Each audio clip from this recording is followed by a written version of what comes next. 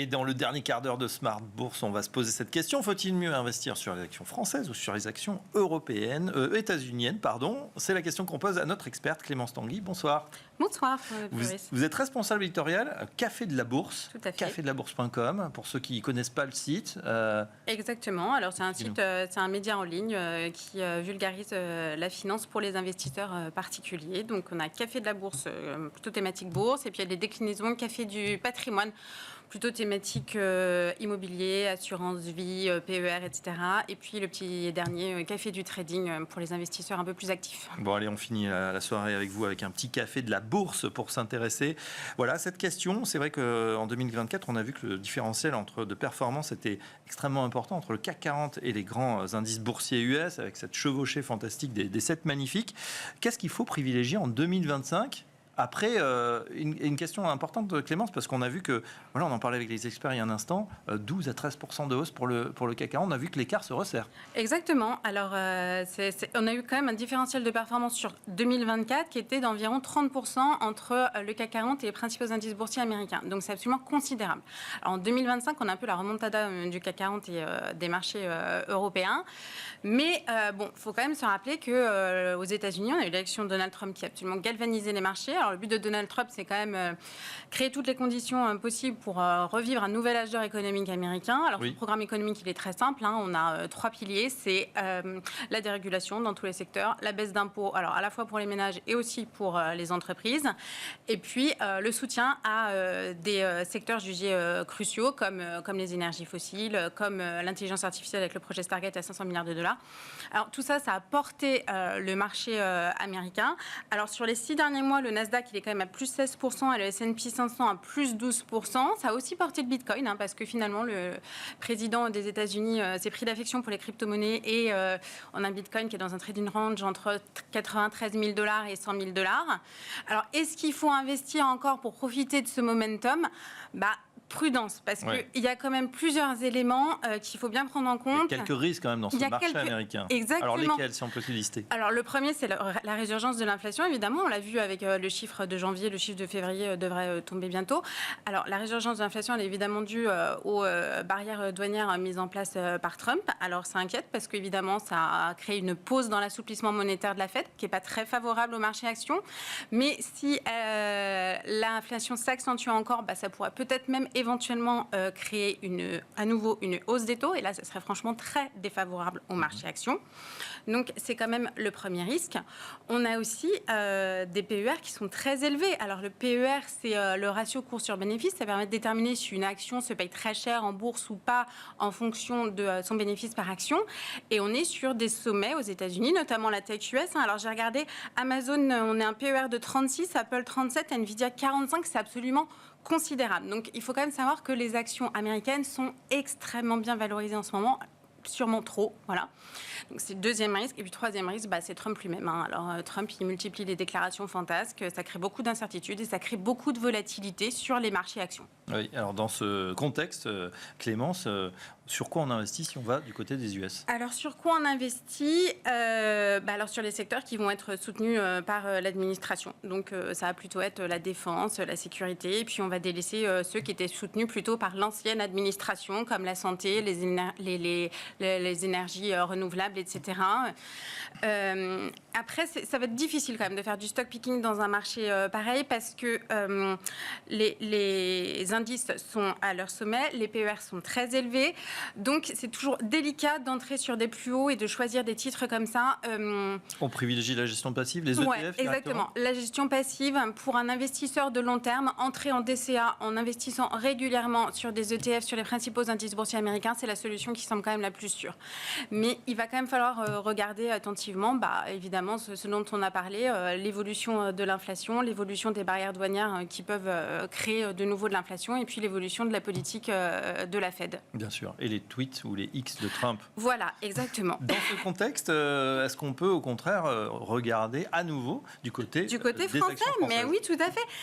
Alors, faut quand même se rappeler que la France revient de très loin, parce que au printemps, on a quand même eu la dissolution, on a eu une absence, les élections, une absence de majorité, une absence de budget.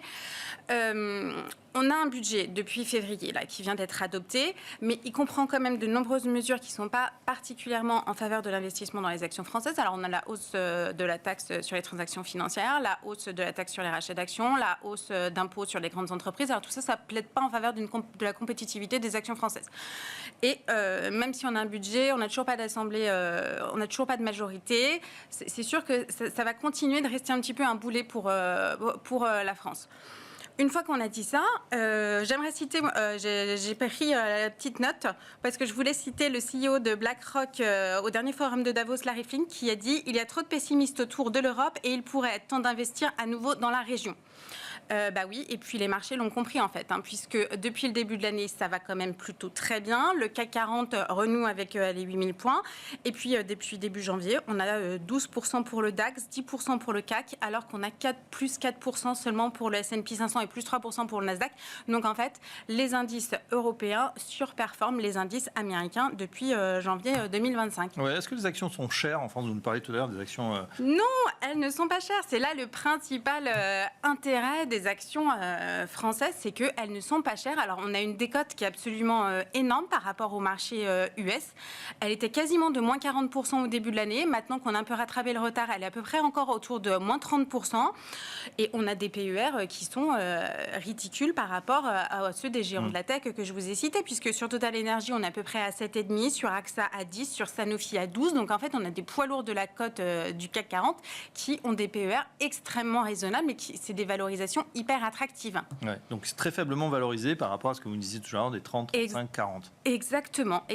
Et puis il faut aussi se rappeler que du côté des actions européennes et des actions françaises, on a quand même des valeurs qui, sur certains secteurs, représentent des options même plus sûres que les actions américaines. On a par exemple Airbus, on a des géants du luxe comme LVMH ou Kering qui restent des poids lourds qu'il ne faut pas négliger. C'est dans ces poids lourds qu'on investit aujourd'hui? Oui, c'est dans les poids lourds qu'il faut investir, clairement. C'est sur les blue chips. Il faut aller chercher des entreprises solides qui génèrent des bénéfices dans la durée, qui ont un business model qui a fait leurs preuves. Et puis, on a peut-être des sociétés qui ne sont pas hyper sexy, qui font pas qui n'ont pas les parcours de bourse de Nvidia, mais on a des actions de bons pères de famille comme Air Liquide, dont le cours double tous les 8 ans. Dassault Systèmes a fait x10 en 15 ans. On a vraiment des actions françaises qui sont intéressantes à aller regarder, puisque pas très valorisées actuellement. Oui. C'est intéressant. On ne regarde pas du côté des petites et moyennes valeurs qui sont déprimées. On nous dit toujours, c'est peut-être le rebond cette année. Mais oui, mais on nous dit toujours, c'est peut-être le rebond, il ne vient jamais. Alors, il faut être très prudent quand même, parce que... je pense qu'il va falloir aussi suivre évidemment encore l'évolution de la baisse des taux. Plus les taux de la BCE vont baisser, plus effectivement ça sera favorable à la reprise des plus petites entreprises. Ouais, on rappelle pour ceux qui veulent investir, et je pense que vous le rappelez sur le Café de la Bourse, il y a une enveloppe intéressante, c'est le PEA, le plan d'épargne en action. Exactement. Alors pour investir sur le marché français, effectivement c'est le PEA qu'il faut privilégier, puisque au bout de 5 ans de détention du plan, vous ne payez plus d'impôts sur les plus-values et vous payez seulement les 17,2% de prélèvements sociaux sur vos gains. Donc effectivement, pour investir sur le marché français, c'est ce qu'il faut privilégier. Oui, le mieux, Clémence, du coup, est-ce que c'est pas d'avoir un peu de tout? Vous avez parlé d'un ETF peut-être sur les US et puis quelques blue chips, c'est-à-dire des grosses valeurs en France. Exactement. Alors oui, il faut quand même bien se rappeler que le mieux pour son portefeuille, c'est la diversification. Alors numéraire, sectorielle, géographique. Donc effectivement, investir des deux côtés de l'Atlantique, c'est une bonne idée.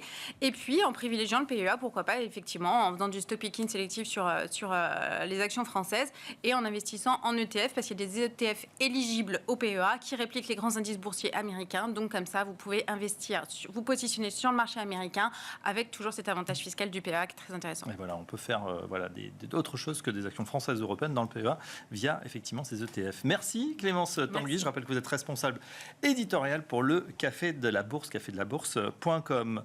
Voilà, on arrive au terme de cette édition de Smart Bourse. Merci de nous avoir suivis. J'étais ravi d'animer ce Smart Bourse toute cette semaine. Lundi, vous retrouverez bien sûr Grégoire Favé. Et puis, je rappelle que vous êtes de plus en plus nombreux à nous écouter. Et merci en podcast. Si Smart Bourse vous plaît, n'hésitez pas à commenter, à nous dire ce qu'on pourrait faire de plus, de mieux. Et puis, si ça vous plaît, n'hésitez pas également à nous mettre 5 étoiles. Ça aide effectivement pour faire découvrir le podcast et cette émission. Merci à tous, très bonne soirée et à très bientôt.